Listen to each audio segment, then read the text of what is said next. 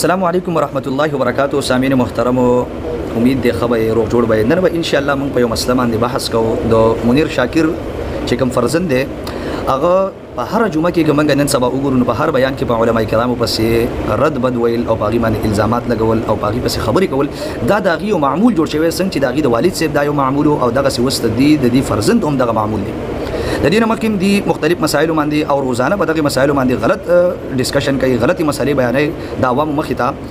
نننې کلیپ چې کوم دی تاسو پر اسکرین باندې کته شي یتیم پوتے کا وراثت میں حصہ اور موریوں کا دجل. دې ټایټل نه تاسو اندازه لګولای شئ چې دې په دې ټایټل کې د علماو په اړه کې د کم بغض او کم رویه اختیار کړی دا تاسو په دې کې په خپل اندازه لګولای شئ.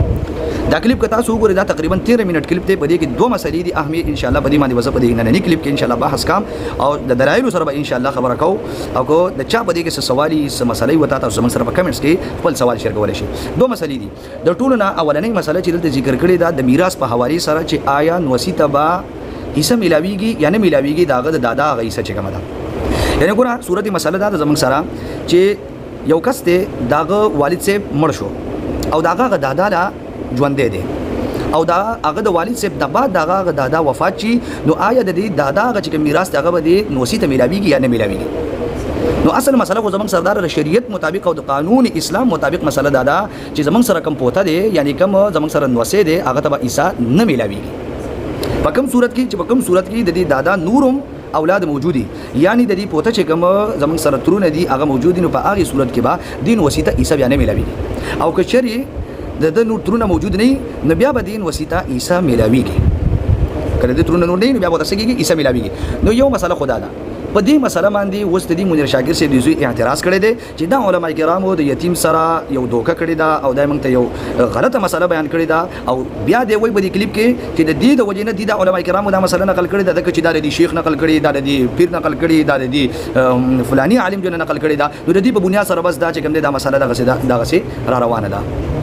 نو په دې مسله دی اعتراض کړی چې دا صحیح مسله نه ده او نوسیته به عیسی ملاویږي او بیا به دا وایي چې نوسه خو اوس مجبور دی او دا غریب دی یتیم دی او د سره سامان نشته او تاسو د عیسی نه ورکوئ نو دا خو د سره نه انصافي ده. نو ګوره د دې مسلې د حل کولو د پاره زبا دوه مسلې ذکر کامه. یو خدا چې د اسلامي مطابق مسله اصل سره او دویمه خبره دا ده چې د چې په بنیاد سره ویلي چې دا یتیم د کفالت په بیا څنګه کیږي د سرخوند مال شته او د چې معیار مددگار دی نو د بس کیږي بیا. نو دویمه مسله دا چې د یتیم ته به مشکلات راځي پاغي باندې به زه مختصرا بحث کوم. لمبینه مسله چې موږ ذکر کړه چې وای دی پوته ته به حصہ نه ملاویږي شرعاً هو مسله دا چې پوته ته به د دادا د میراث نه بیا حصہ نه ملاویږي. دا مسله ده دا ولې دا راځي موږ ګورو عقلاً او شرعاً ګورو. لمبینه خبره خدای شریعت چې د میراث بنیاد یې خېده هغه بنیاد په فقر باندې او په زمنګ سره په غریبۍ باندې نه دی. یعنی میراث چې ملاویږي چاته هغه د غریبۍ په بنیاد سره نه دی. میراث چې ملاویږي داغه مدار او داغه بنیاد د زمنګ سره په قرابت باندې. د قرابت نه مراد د رشتہ داری د رشتہ داری په بنیاد باندې شریعت چې کوم د میراث د تقسیم یې هره چې څوک د چا قریبي رشتہ داری نو هغه ته میراث ملاویږي. نو اوس دلته کې خبر زموږ سره دا ده چې قرابت په بنیاد سره شریعت یې خېده د دې په بنیاد سره نه دی چې فقر فاقه په بنیاد سره ځکه کته چې د غربت په بنیاد سره د دې په بنیاد سره شریعت د میراث تقسیم یې خېده او د یتیم لته عیسی د دادا دا ورکه نبی ازستان یو سوال کما چې زمنګ سره بعض مرتبه داسي چې د دې دادا په بعض صورتونو کې داسي کېدای شي چې داغه تمام اولاد مالداري او نور رشتہ داران چې کیمیاغه غریبانانی نو آیا موږ بسو چې د دې بچو له اوس مور کوي ا دې نور غریبانان لور کوي دا بچي محرومه کوي د دې میراث نه. هرگز داسې نشو ویلې. یا دغه مثال کې تو پر بعض مرتبه دی چې په یو خاندان کې تمام او فیملی والا تمام رشتہ داران په آپس کې مالدارانی غټه فیملی والی نو آیا موږ بسو چې نه دی له اوس په میراث کې سنور کو او په معاشره کې چې کوم غریبانان دي په معاشره کې چې کوم غریبانان خلک تر چا سره مال نشته ضرورتمند دي حاجتمند دي نو غیله به سور کو. هرگز داسې نه ده. دویمه خبره دا ده چې موږ څنګه دا خبره وکړه چې د قرابت په بنیاد سره شریعت یې خدا نو موږ تمام د آدم علیه السلام اولاد یو نو کچې موږ چې دا تمام په آپس کې رشتہ داران دي او په آپس کې یو بل سره د آدم علیه السلام د وجه نه کنیکشن زمونږه جوړیږي نو بیا تمام ولې څه پکار دا څه کو نشي کېدلی ځکه چې بیا کو څوک مړ شي نو تمام په بني آدم کې خو د عمل نشي تقسیمېدلی. نو مطلب دا دی چې شریعت د اصول ورکړي دي چې څوک زیات قریبي الاقرب فالاقرب د ټولو نه زیات چې کوم قریب دي هغه ته ملاويږي او ابعد به چې کوم لري دي هغه به دي محتاج محروم کیږي. مثال کې تور پر اوس دلته کې موږ وګورو زمنګ سره دادا دی دلته کې د دې دادا زمنګ سره مثال کې تور پر اولاد دی اولاد دي د موږ سره صحیح ده دا د دې پوته د موږ سره چې کوم پوته دی دا د موږ سره سری د دې پوته چې د موږ سره دي دا ټول چاچاګان وغیرہ دي دا ټول دي د موږ سره صحیح ده نو کدل ته موږ وګورو د دې دادا د چې کله مړ شو نو زیات قریبي څوک دي د دې دادا خپل اولاد د دې پوته چې کوم ترونه دي هغه زیات چې کوم دي دادا تسری قریب دي او دا پوته چې کوم دي دا د موږ سره ابعد دي دا لري دي نو د شریعت د دې اصول په بنیاد سره د دې اصول په بنیاد سره چې څوک زیات قریب هغه ته ملاويږي او څوک لري هغه ته نه ملاويږي نو دې پوته ته بر دې اصول په بنیاد سره نه ملاويږي او د نبی علیه الصلاۃ والسلام فرمانی مبارکوم دی چې کم زمنګ سره حصي د میراث هغه خلکو ته ورکړي داغه سره میلاو کوي او چې داغه نه بعد څه بچي او څه داغه نه پاتې شي نو هغه چې بیا په سړیانو کې د ټول نه زیات سو قریب دی هغه ورکړي نو دلته کې رسول الله صلی الله علیه و آله وسلم د قرابت په بنیاد سره څور کړی دا عیسی ورکړی دا نو د دې نه موږ څه ثابتېږي چې د قرابت په بنیاد سره حصہ شریعت مقرره کړی دا او اصل چې دلته کم دته مغالطه او دته د اشکال شوی دی د دې په بنیاد سره چې دته دا پته نشته دی چې شریعت هغه روح او د شریعت هغه مسله صدا چې د سبب بنیاد سره ده د داخلي چې چرته شریعت دا مسله د غربت او د فقر او د دې په بنیاد سره د میراث ده حالانکه دا سي هرگز نه ده ورنه بیا به زموږ سره په بعض صورتونو کې اولاد د میراث مستحق نه د معاشري نور غریبانو له بیا ورکړي اولاد د مور کوي یو خدا خبر شو او بل خبره ده زموږ سره چې په دې باندې د بخاری شریف یو شرط ده علامه عینی رحمت الله علیه په بخاری یو روایت باندې اجماع نقل کړی دا چې کله د دې دادا نور اولاد نه کنا یعنی د دې پوتا ترونه نه نو بیا به دې ته هغه حصہ ملاویږي څنګه چې د دې دادا دی اولاد ته ملاوي دره مذکر به مذکر په شانتي مؤنث په یعنی خزي به خزو په شانتي وته بیا حصہ ملاویږي او اجماع نقل کړي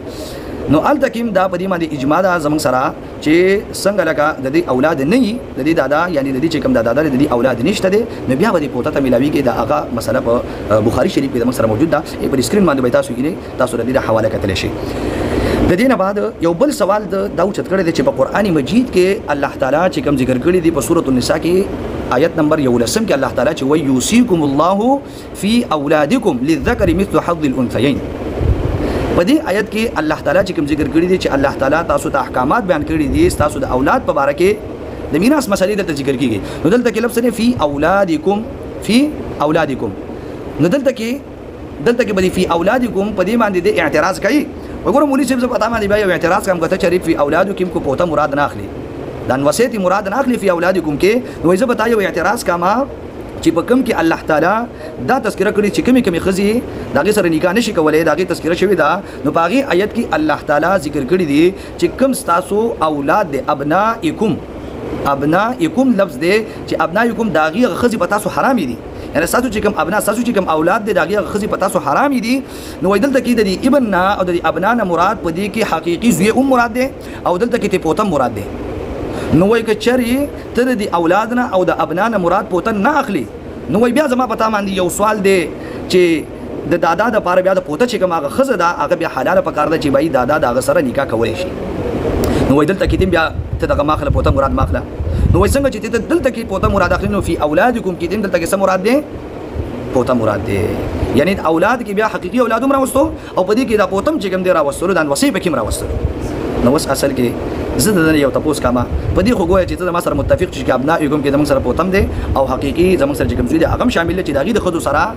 والد را یا دادا له دینه نکاح جایز نه دي په دې خو ته متفق به دې دلایل نه پیش کا لیکن فی اولادکم کې صرف حقيقي اولاد مراد دي زګه کچری کو یوصیکم الله فی اولادکم کې ته صرف دلته کې د موږ سره ته هم حقيقي اولاد والی او هم زموږ سره ته د دینه پوتم مراد واخلي نو په دې کې الله تعالی تخصیص نه کړی چې یتیم یا غیر یتیم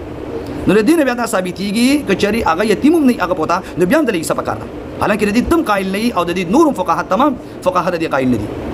او دا چې کومه مسله ده چې پوتا به محرومي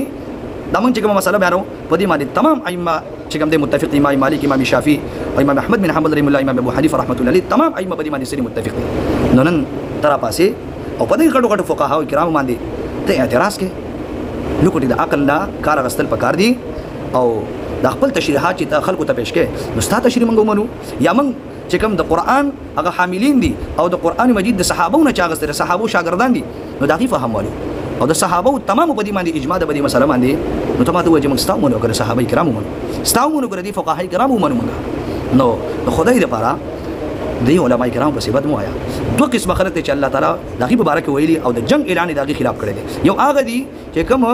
سود کوي او یو هغه خلک چې کوم په اولیاء الله پسې بدر دوی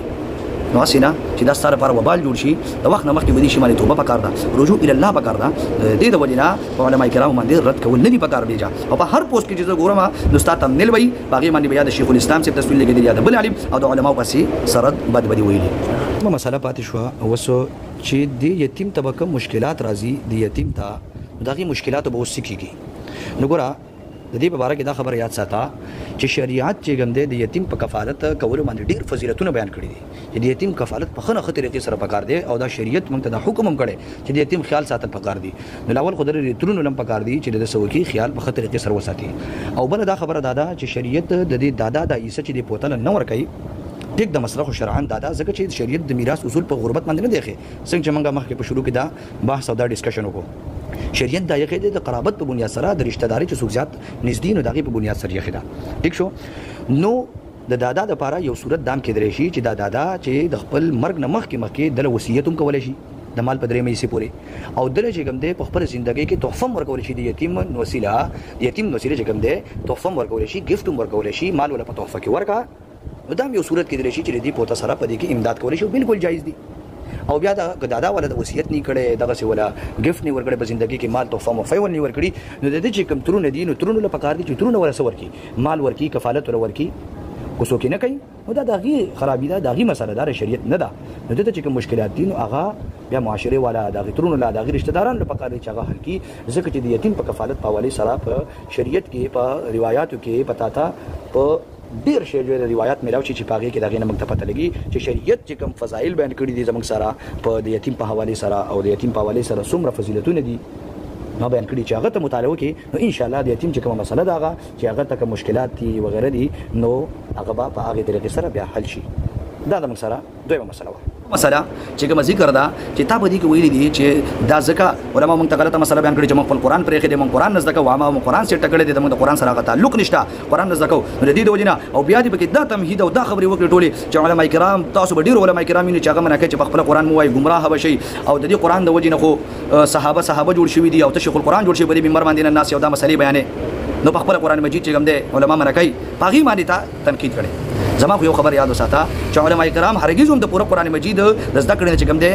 او په خبره د زده کولو نه منع نه کړي د قرآن مجید دوه قسم احکامات دي یو هغه مسائل یو هغه آیتونه دي چې هغه تعلق ساتي د ترغیب او ترهیب سره کوم د قصو سره د دې شذونه جنت جهنم او د دې شذونه سره تعلق ساتي هغه الله تعالی آسان کړي ولقد یسرنا القرآن للذکر د نصیحت او د کوم د نصایح چې کوم آیتونه دي هغه الله تعالی آسان جنا ګرځولې دي هغه آسان دي لیکن دویم قسم هغه آیات دي چې داغه احکامات راوځي مشکل دي داغه بار اصول فقه علوم دا ضروري دي عربي او د دې شذونه واقفیت ضروري دي نو په هغه کې علما منکه چې دا تاسو په خپل موای دي بیا به مثال دا په خپل تاسو ګوري چې څنګه ردی هغه بغیر د استاد نه کوم تشریح کوي تاسو ډیر چې خلک گمراه کوي او خپل چې څه پسړ کې را دي نو چې ته د عوام چې کوم دي منکه چې د علماء کرامو پسې مزه یو په خپل قرآن مجید زکو ته مې دي خلکو ته ولې دغه کې په منبر باندې خلکو ته مسائل بیانې تم خلکو ته بیان وکړه پرې چې خلک په خپل مسائل زکای کنه نو تاسو بیا حق نشته چې ته مسائل بیان کې او زبر ته دی خبره دا وکما چې قرآن مجید بغیر د استاد نه زکو دا گمراهی ده او خاص کر هغه احکامات چې هغه آیتونه چې د احکامات سره تعلق ساتي ځکه چې بخاری شریف کې روایت ده عبد الله بن مسعود رضی الله تعالی عنہ روایت ده فرمایي چې کله د سورۃ الانعام زمون سره آیت نمبر 82 چې کله دا آیت نازل شو الذين امنوا ولم يلبسوا ایمانهم بظلم اولئک لهم الامن وهم مهتدون وای کله چې دا آیت نازل شو نو صحابه کرام ته دا آیت لګوټي مشکل ولګیدل د دې د وجنه چې د دې آیت مطلب دی الذين امنوا هغه خلک چې ایمان لري ولم يلبسوا ایمانهم بظلم او چې خپل ایمان د ظلم سره ملاو نکو اولئک لهم الامن دای خلق لا امن دي وهم مهتدون او دا خلک هدایت یافته دي نو صحابه کرام له عربي وتلله صحابه کرام د عربی نه واقف ول نو صحابه کرام چې د آیت تو قتل چې نو صحابه کرام وی چې سوق داسې چې د ایمان سره به ظلم نه کړي یعنی انسان د انسان نه خطا کیږي ځکه چې د ظلم چې کته وګوري د ظلم معنی دادا چې وضع الشيء في غیر محله چې یو شی په داګه چې کم زید داګه داګه نه پالاوه ځکه مثال کې تو پر چپلې دي نو د دې دارش دی پخپو کې لیکن کدا سو په سر مانګینو دا ظلم دی نو صحابه کرام په داګه چې کوم هغه معنی ته وکتل نو وی چې دا خو بیا حکم داسې نشته چې هغه د ایمان سره ظلم نه کړي نو نبی علیہ الصلوۃ والسلام ته فرمایل مفهوم د دې حدیث چې تاسو چې دینه کوم مراد اغسته دا مراد نه دی د دینه د ظلم نه چې تاسو کوم ظلم مراد اغسته دا ظلم ته مراد نه رسول الله صلی الله علیه وسلم ته فرمایي چې دینه ظلم هغه ظلم مراد دی چې کوم لقمان حکیم خپل زوی ته ویلو یا بني لا تشرک بالله یعنی د دې ظلم نه مراد زموږ سره شرک دی لته که تاسو ګورئ صحابه کرام هغه صحابه کرام چې د عربیت نه او دغه سید تمام علوم نه واقف دي او د رسول الله صلی الله علیه وسلم ته ژوندۍ تیریږي چې دا غینه په یو تفسیر کې خطا کېدلی شي هغه ته د استاد ضرورت ته نبي ما او تاسو کې چې موږ ته د استاد ضرورت نه عوام ته ولې ضرورت نه بیا چې صحابه کرام ته تفسیر په باره کې ضرورت شي د احکامات په باره کې ضرورت شته نو عوام ته بنئ نو خدا را داسې قسم عوام ته مسله بیانول چې دا هینه گمراهي خوريږي د دین اجتناب پکار دی الله تعالی دې موږ له عمل کولو توفیق راکړي واخر دعوانا الحمد لله رب العالمين